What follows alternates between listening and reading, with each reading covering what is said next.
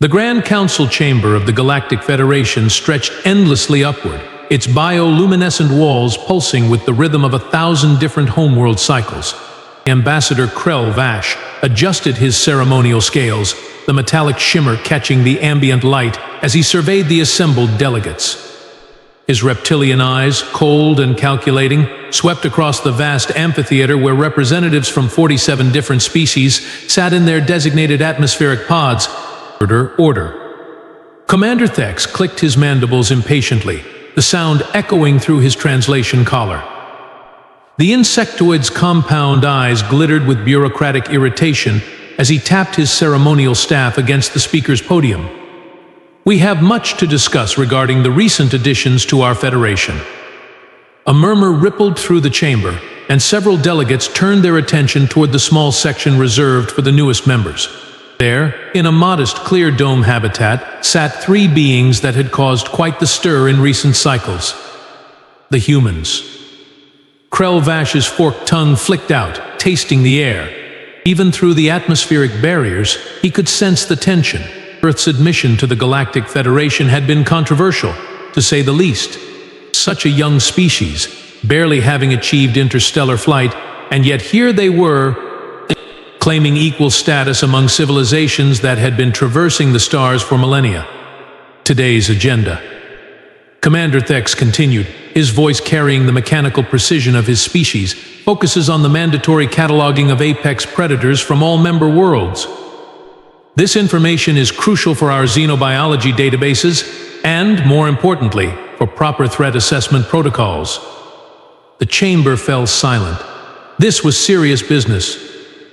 When species traveled between worlds, when diplomatic missions required surface landings, when trade routes needed establishing, knowing what could kill you was rather important. Krell Vash straightened in his seat, his chest swelling with pride. Finally, a chance to showcase the superiority of his homeworld. His people had spent centuries documenting and, more importantly, surviving the nightmarish fauna of Nexus Prime. The scars along his neck scales were testament to his personal encounters with his planet's deadliest inhabitants. The floor recognizes Ambassador Krell Vash of the Nexus Prime Collective, Commander Thex announced, his mechanical voice carrying just a hint of anticipation. Rising to his full, imposing height, Krell Vash activated his personal translation matrix. The device hummed to life, ensuring his words would be understood by every species present, no matter how incompatible their communication methods. Honored delegates. He began, his voice carrying the authority of someone who had personally wrestled with death and emerged victorious. My people have thrived for 10,000 cycles on one of the most dangerous worlds in this galaxy. We have earned our place in this federation through strength, cunning, and the absolute necessity of becoming apex predators ourselves. A satisfied hiss escaped his throat as he noticed several delegates leaning forward with interest.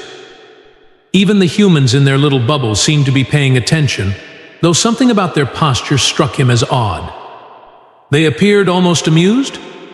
But before we begin our presentations, Krell Vash continued, allowing his gaze to sweep dramatically across the chamber, I believe it is only proper that we establish the criteria for what truly constitutes an apex predator. We are, after all, speaking of creatures that have shaped entire civilizations, forced evolutionary leaps, and continue to test the very limits of survival itself. The chamber erupted in approving clicks, hisses, and harmonized tones. This was going to be good. This was going to be a proper showing of galactic superiority. And in their small atmospheric dome, the humans exchanged glances. One of them, a female with dark hair and startlingly bright eyes, smiled. Krell Vash's chest plates gleamed as he launched into his presentation, his voice carrying the unmistakable tone of someone who had waited far too long for this moment. Behold, the terror of Nexus Prime, the Void Stalkers.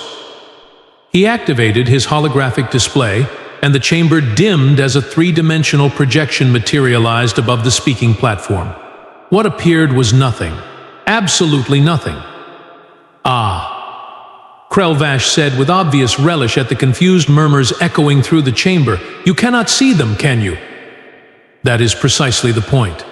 The Void Stalkers are completely invisible to every known spectrum of light, heat, and electromagnetic radiation. They are living shadows, existing in the spaces between reality itself. The projection shifted, showing massive claw marks carved into metallic structures, bite patterns that suggested something the size of a small spacecraft. They hunt in packs of 50, can phase through solid matter at will, and their digestive acids can dissolve even our strongest battle armor in mere seconds. My people have been prey to these creatures for millennia. Only through developing our enhanced thermal detection organs and learning to hunt in perfect coordination have we managed to survive. A chorus of impressed hisses and clicks filled the chamber.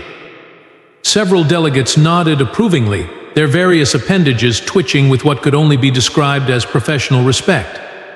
Commander Thex's mandibles clicked rapidly, a sign of excitement in his species. Most impressive, Ambassador Krell Vash. However, I believe the acid swarm queens of Hive Colony Beta present an even greater challenge.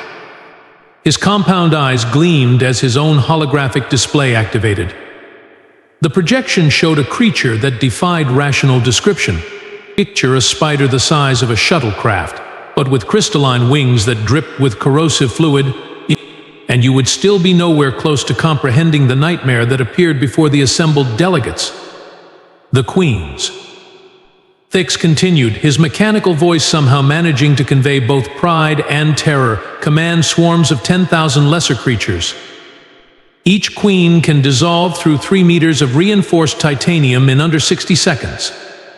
Their acid is so potent that it exists in a gaseous state, creating deadly clouds that can melt flesh from bone before you even realize you are under attack. The hologram shifted to show massive cavern systems, their walls scarred and pitted from centuries of acid erosion. My people learned to build our cities in the upper atmosphere, suspended by anti-gravity networks, because the surface of our world belongs entirely to the Queens. We are visitors on our own planet. The chamber erupted in appreciative buzzing. Now this was the kind of presentation that commanded respect. Not to be outdone, Delegate Morgan of the Flame Worlds activated his own display. The plasma phoenixes of Inferno Station make both your creatures look like household pets. His crystalline form pulsed with excited energy. These beings exist as pure energy, feeding on the cores of dying stars. They are immortal, can reach temperatures of 50,000 degrees, and when they hunt, they literally tear holes in space-time itself. The competition was heating up, quite literally. Delegate after delegate rose to present increasingly absurd predators. The phase leviathans that existed in 17 dimensions simultaneously. The quantum parasites that could infect your ancestors retroactively. The nightmare weavers that killed their prey by forcing them to experience their own deaths repeatedly across infinite parallel universes. Each presentation became more elaborate, more dramatic, more utterly ridiculous. The delegates were practically preening now, their various biological displays of dominance creating a cacophony of colors, sounds, and pheromones that would have been overwhelming to lesser species. Through it all, in their small atmospheric dome, the 3 humans sat quietly. The male with the graying temples took notes on a primitive paper pad. The younger male with the mechanical arm simply observed with the calm patience of someone who had seen this exact performance before, just in different contexts. And Maya Torres, the marine biologist with the startlingly bright eyes, sat with her chin resting on her hand, watching the proceedings with the expression of someone trying very hard not to laugh at a particularly entertaining comedy show. Her smirk had grown wider with each presentation. By the time the 17th delegate finished describing the void-eating temporal serpents of the nightmare dimension, Maya was practically biting her lip to keep from bursting into laughter. The aliens, however, were far too busy measuring the length of their metaphorical appendages to notice. As the final delegate concluded his presentation about the reality-devouring mega-krakens of the 10th dimension, a satisfied silence settled over the chamber. The aliens basked in their collective superiority, their various forms of smug satisfaction creating a symphony of self-congratulation that would have been impressive if it weren't so ridiculous. Commander Thex's mandibles clicked with bureaucratic satisfaction as he surveyed the chamber. Excellent presentations all. Truly, we represent the apex of galactic evolution, having survived and thrived alongside such magnificent predators. His compound eyes swept the room before landing on the small human habitat. However, I believe we have overlooked our newest members. Ambassador Krell Vash's scaled lips curved into what his species considered a condescending smile. Ah, yes, our friends from Earth, was it? His forked tongue flicked out, tasting the air with obvious amusement. Please, do enlighten us about your homeworld's adorable fauna. I trust you have some charming woodland creatures to share? A ripple of laughter echoed through the chamber. The flame worlder's crystalline form pulsed with mirth. Oh, I heard about Earth's creatures. Do tell us about the fluffy mammals that hop around eating vegetation, or the colorful birds that sing pleasant melodies, added the delegate from the Harmony sector, his melodic voice dripping with condescension. More laughter. The kind of laughter that comes from beings who believe they are inherently superior, sharing a joke at the expense of someone they consider beneath them. Several delegates leaned forward in their seats, clearly expecting to be entertained by whatever quaint little predator these primitive humans might present. Come now, Krell Vash continued, his voice carrying the tone of an adult humoring a child. Surely your primitive ecosystem has produced something mildly threatening? Perhaps a moderately venomous insect? A slightly aggressive plant? The chamber erupted in renewed laughter. Even Commander Thex's mechanical voice carried a hint of amusement as he said, Please, human delegates, the floor is yours. Tell us about your apex predator. And that was when Maya Torres stood up. The laughter died instantly. Not because her movement was particularly dramatic, but because of the expression on her face. Gone was the politely amused observer. In her place stood someone with the kind of smile that made survival instincts start screaming warnings across species barriers. Maya looked around the chamber, her bright eyes taking in every single smug face, every condescending expression, every assumption of superiority. Then, with the casual confidence of someone who had been waiting for exactly this moment, she raised her hand. Earth's apex predator? She said, her voice carrying clearly through the translation matrix. That would be me. The silence that followed was so complete that you could have heard a pin drop in the vacuum of space. The silence stretched for exactly 3 seconds before the chamber erupted in chaos. Not the organized chaos of political disagreement here, but the kind of bewildered cacophony that happens when an entire room of sentient beings simultaneously experiences the mental equivalent of a system crash. Ambassador Krell Vash's scales actually rattled as he struggled to process what he had just heard. His reptilian brain, evolved for quick threat assessment, was sending contradictory signals. The small, soft creature in the atmospheric dome had just claimed to be a predator. Not just any predator, but the apex predator of an entire planet. I beg your pardon? He managed to stammer, his usual composure completely shattered.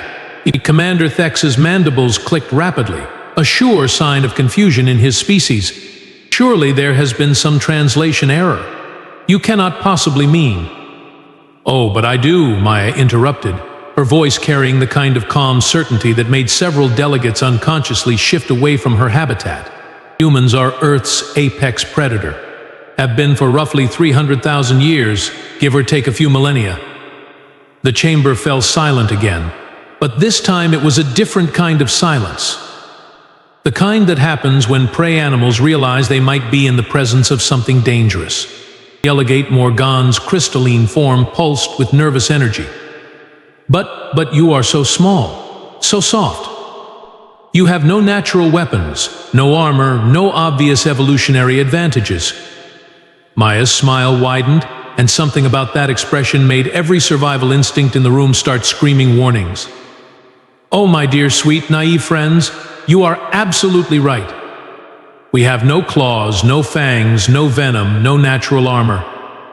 We are not particularly fast, not particularly strong, and certainly not particularly intimidating to look at.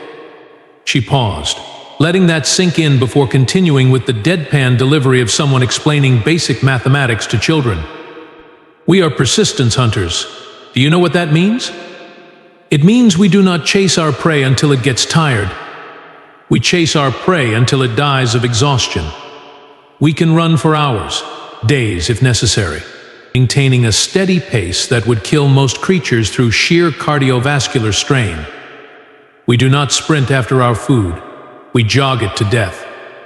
A collective shudder ran through the chamber.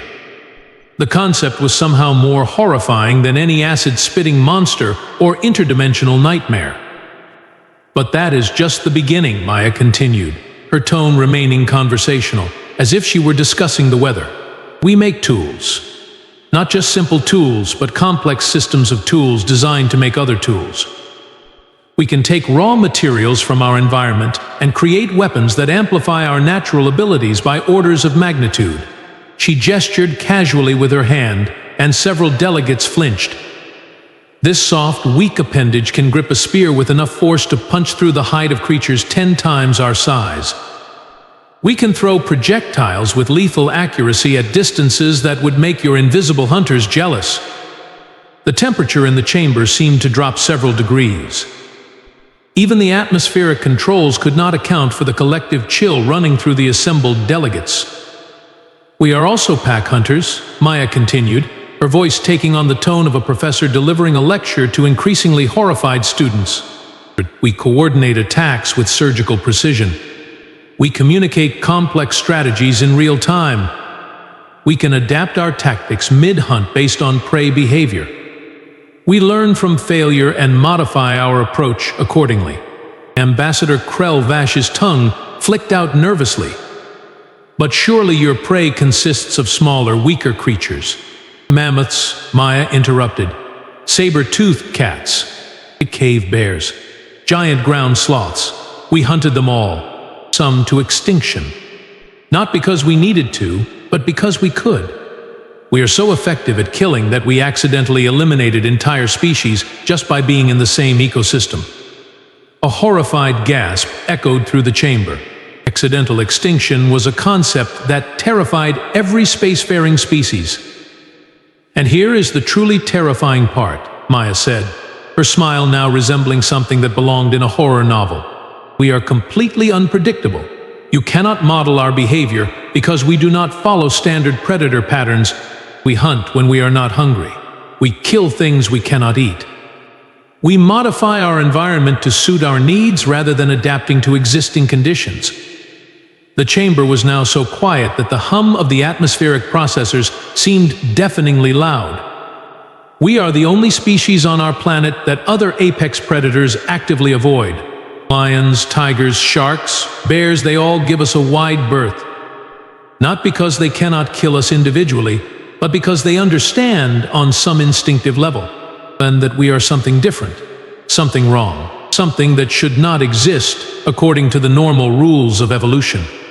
Maya's eyes swept the chamber, taking in every horrified expression, every nervous twitch, every unconscious step backward.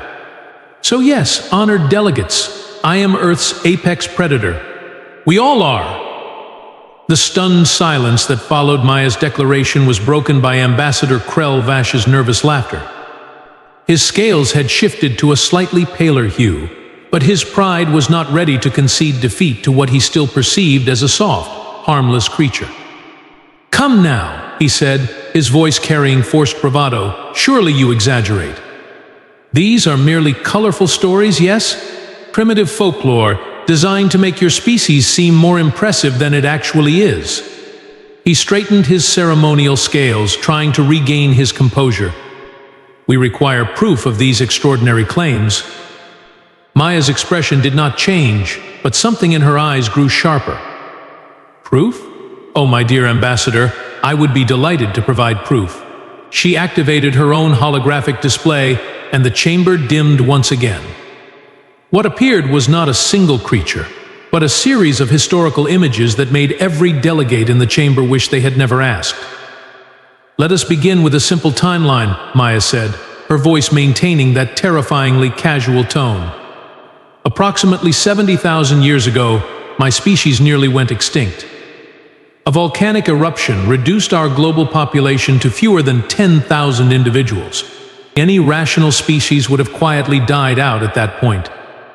The hologram showed a blasted landscape, ash-covered and lifeless. Instead, we spread across the entire planet.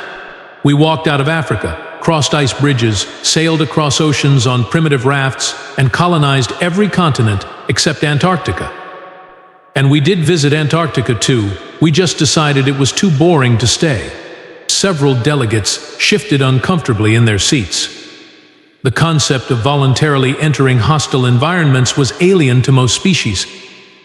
During this expansion, Maya continued, we encountered creatures that should have easily eliminated us. The European cave bear, standing 3 meters tall and weighing 800 kilograms. The American short-faced bear, even larger. Saber-toothed cats with fangs longer than our entire hands. The hologram shifted to show massive skeletal remains, followed by primitive human artwork depicting hunting scenes. We killed them all. Not in self-defense, mind you, but systematically. We developed specialized hunting techniques for each species. We learned their migration patterns, their feeding habits, their mating seasons. Then we waited. Commander Thex's mandibles clicked nervously. Surely you did not hunt such creatures alone. Of course not, Maya interrupted. We hunted in coordinated groups. But here is what your species-centric minds cannot grasp. We did not just hunt these creatures. We studied them. We learned from them. We incorporated their strengths into our own strategies. The hologram showed a sequence of human tool evolution, from simple stone axes to complex composite weapons. We observed how the saber-toothed cats used their fangs, so we created spears that could penetrate deeper than any natural weapon. We studied how the bears used their claws, so we developed techniques for slashing and cutting that were more efficient than anything evolution had produced. Delegate Morgan's crystalline form was now pulsing with distinctly nervous energy. But these were primitive times. Surely modern humans have evolved beyond such methods? Maya's smile became positively predatory. Oh, my crystalline friend, you have not been paying attention. We have not evolved beyond these methods. We have perfected them. The hologram shifted to show human military history. Not the sanitized version taught in schools, but the raw, terrifying reality of human warfare. In the last 10,000 years, we have fought approximately 14,000 wars. Not skirmishes, not territorial disputes, but full-scale conflicts designed to completely eliminate opposing groups. The images showed siege warfare, naval battles, aerial combat, and technological innovations that made the assembled aliens' natural weapons look like children's toys. We have created weapons that can eliminate entire cities in seconds. We have developed strategies that can starve entire populations into submission. We have mastered the art of psychological warfare to the point where we can defeat enemies without ever engaging them in physical combat. A collective shudder ran through the chamber. Even the species that prided themselves on their military prowess were beginning to look distinctly uncomfortable. But here is the truly remarkable part, Maya continued, her tone becoming almost conversational again. We do not just fight other humans. We fight our environment itself. We live in deserts that would kill most life forms within hours. We inhabit frozen wastelands where the temperature can drop to -40 degrees. We build cities on active earthquake zones, next to active volcanoes, in the paths of regular hurricanes. The hologram showed human settlements in impossibly hostile environments. Cities built on stilts in flood zones, research stations in Antarctica, communities thriving in the middle of scorching deserts. We do not adapt to our environment, Maya said, her voice carrying the weight of absolute certainty. We force our environment to adapt to us. If a mountain is in our way, we tunnel through it. If a river blocks our path, we dam it or redirect it. If the weather is inconvenient, we build shelters that can withstand forces that would destroy most spacecraft. The temperature in the chamber seemed to drop another few degrees. Several delegates had unconsciously moved their seats further away from the human habitat. And throughout all of this, Maya continued, we have maintained our pack hunting instincts. We coordinate attacks across multiple continents simultaneously. We share information instantaneously across our entire species. We can mobilize millions of individuals to work toward a single objective within hours." She paused, letting the implications sink in before delivering the final blow. "We are not just apex predators, honored delegates. We are the apex predators of apex predators. We have turned the art of hunting into a science, the science of hunting into an art form, and the art form of hunting into a way of life that has made us the dominant species on a planet that has been actively trying to kill us for 300,000 years. The chamber fell silent once again, but this time it was the silence of prey animals realizing they were in the presence of something that hunted for fun. Maya observed the terrified silence with the satisfaction of someone who had been waiting her entire career for this exact moment. But she was not finished. Not by a long shot. However, she continued, her voice taking on the tone of someone about to reveal an even more disturbing secret. "I have not yet mentioned our most impressive achievement. The one that truly sets us apart from every other species in known existence." Ambassador Krell Vash's scales had now shifted to an alarming shade of pale green. Surely there cannot be more." "Oh, but there is," Maya said, her smile widening. "You see, we are the only species in the galaxy that has successfully domesticated other apex predators. Not just tamed them, mind you, domesticated them, turned them into willing partners in our hunts." The hologram shifted to show images that made several delegates question their understanding of reality itself. Dogs. Thousands of different breeds of dogs, all descended from wolves, all bred for specific purposes, all completely devoted to their human companions. "We took wolves," Maya explained with casual pride, "pack hunters nearly as intelligent as ourselves, and we convinced them to join our pack instead of competing with us. We bred them selectively for 30,000 years, creating specialized variants for every conceivable task. Hunters, guards, trackers, fighters, some just for companionship." Commander Thex's compound eyes were now twitching rapidly. You turned predators into pets?" "Oh, that is just the beginning," Maya continued cheerfully. "We also domesticated horses, which were prey animals, and turned them into weapons of war. We convinced massive herbivores weighing half a ton to charge into battle carrying us on their backs. We literally rode other species into combat." The hologram showed cavalry charges, mounted warriors, and the historical impact of human-horse partnerships. Several delegates looked physically ill. "But our agricultural achievements might be even more impressive," Maya said, her tone becoming almost conversational. "We committed systematic genocide against plant species. Not because they threatened us, but because we wanted their resources for ourselves." Delegate Morgan's crystalline form was now pulsing erratically. "What, genocide against plants?"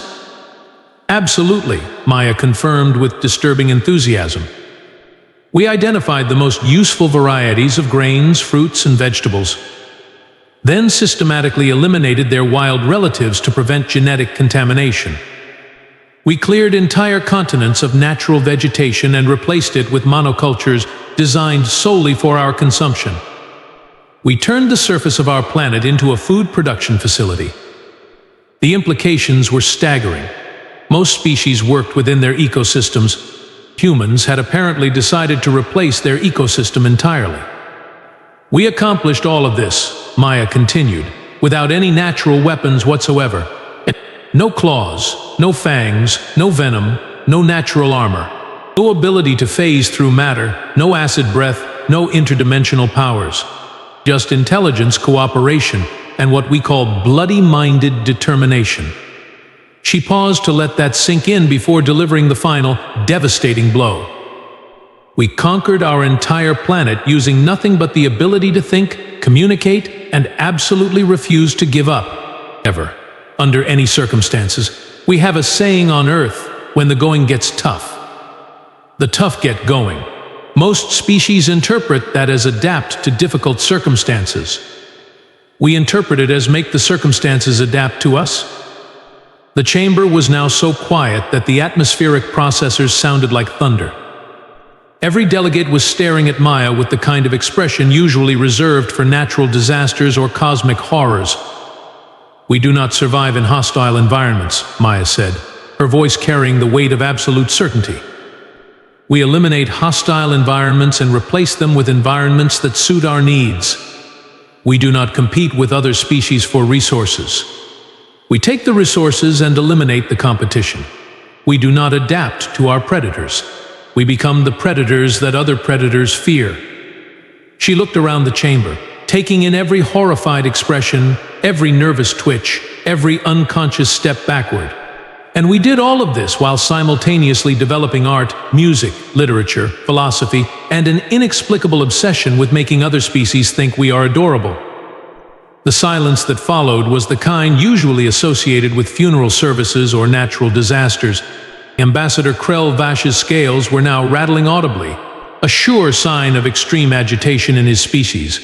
His pride, battered but not completely destroyed, made one final desperate attempt to salvage his dignity and his worldview. "Enough," he hissed, his voice cracking with strain. "These are all historical accounts, ancient behaviors. Surely your modern civilization has evolved beyond such primitive savagery. You cannot possibly expect us to believe that contemporary humans still possess these predatory instincts." Maya's smile became absolutely radiant. "Oh, Ambassador, you beautiful, naive creature. You want proof of modern human behavior?"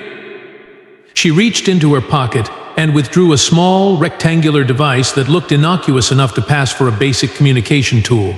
"Allow me to show you what we do for entertainment." She activated the device, and suddenly the chamber's main display screen flickered to life with footage that made every delegate in the room question their understanding of sanity itself. The first clip showed a human being voluntarily launching himself out of a perfectly functional aircraft, thousands of meters above the ground, with nothing but a fabric parachute to prevent certain death. The human was not fleeing danger. He was not escaping pursuit. He was smiling. "Skydiving," Maya explained cheerfully. "We throw ourselves out of aircraft for fun. This particular activity has a fatality rate that would terrify most military units, and we do it on weekends." The next clip showed humans strapping themselves to elastic cords and throwing themselves off bridges, cliffs, and tall buildings. Again, they were smiling. Some were even laughing. "Bungee jumping," Maya continued with the tone of someone discussing a pleasant hobby. "We attach ourselves to rubber bands and fling ourselves towards certain death, trusting that the mathematics will work out in our favor. When it does not, we call it an unfortunate accident and continue doing it anyway." Commander Thex's mandibles were clicking so rapidly they sounded like a malfunctioning machine. But why would you voluntarily engage in activities that could kill you?" "Because it is exciting," Maya replied, as if this explained everything. The screen now showed humans climbing vertical rock faces with their bare hands, crossing frozen wastelands on foot, and deliberately entering environments that would kill most life forms within minutes. "We call these extreme sports," she continued. "We have entire industries dedicated to finding new and creative ways to almost die while having fun. We compete to see who can come closest to death while still technically surviving the experience." The footage shifted to show military training exercises, humans voluntarily subjecting themselves to conditions that resembled elaborate torture methods, then celebrating their survival as if it were a personal achievement. "And this," Maya said, her voice carrying obvious pride, "is what we do to prepare our young for potential conflict. We simulate the most dangerous possible scenarios and train ourselves to not just survive them, but to thrive in them." The chamber had fallen so silent that several delegates wondered if their life support systems had malfunctioned. The concept of voluntarily seeking danger for entertainment was so alien to their thinking that it caused a kind of cognitive paralysis. "We do not just survive hostile environments," Maya concluded. "We create hostile environments and then compete to see who can survive them best." The horrified silence stretched on until Ambassador Krell Vash managed to find his voice again. Surely you must be some kind of elite warrior to possess such knowledge of human combat capabilities." "A military specialist? A trained killer?" Maya blinked, then burst into laughter that was somehow more terrifying than anything she had said previously. "Oh, that is adorable." "No, Ambassador, I am a marine biologist. I study fish." The collective gasp that echoed through the chamber could have powered a small spacecraft. "Fish?" Commander Thex's voice cracked. "You study fish?" "Well, marine life in general," Maya clarified cheerfully. "I spend most of my time swimming with sharks, handling venomous sea creatures, and studying predators that most species would consider nightmarish. Just last week I was wrestling with a giant Pacific octopus for research purposes. Lovely creature tried to drown me 3 times. She gestured casually toward her 2 companions, who had been sitting quietly throughout the entire presentation. "Oh, and these are not my military escorts or bodyguards, as you probably assumed. Allow me to introduce my colleagues." The male with the graying temples smiled and waved. "Marcus Thompson, kindergarten teacher. I manage 30 small humans between the ages of 5 and 6 every day. They are basically tiny, sugar-fueled predators with no concept of mortality or consequence. I have been bitten, scratched, and attacked with art supplies more times than I can count." The younger male with the mechanical arm nodded politely. "Jake Martinez, retail worker. I have survived 17 Black Friday shopping events, countless holiday rushes, and the general public during electronic sales. I once had a customer threaten to fight me over the last gaming console. She was 80 years old, and I genuinely believed she could take me." Maya grinned. "Oh, and Jake lost his arm in a workplace accident involving a forklift and just kept working. Got a prosthetic and went back to dealing with angry customers the next week." "Wait," she added, her expression brightening.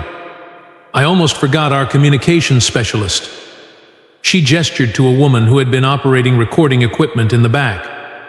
"Sarah Kim, customer service representative for a telecommunications company. She spends 8 hours a day being screamed at by people whose internet is running slowly, and she does it with a smile." Sarah waved cheerfully. "I have been threatened with lawsuits, had people demand to speak to my manager about the weather, and once had someone blame me personally for their divorce. Tuesday was a particularly rough day. The chamber was now so quiet that several delegates were checking their life support systems to make sure they were still breathing.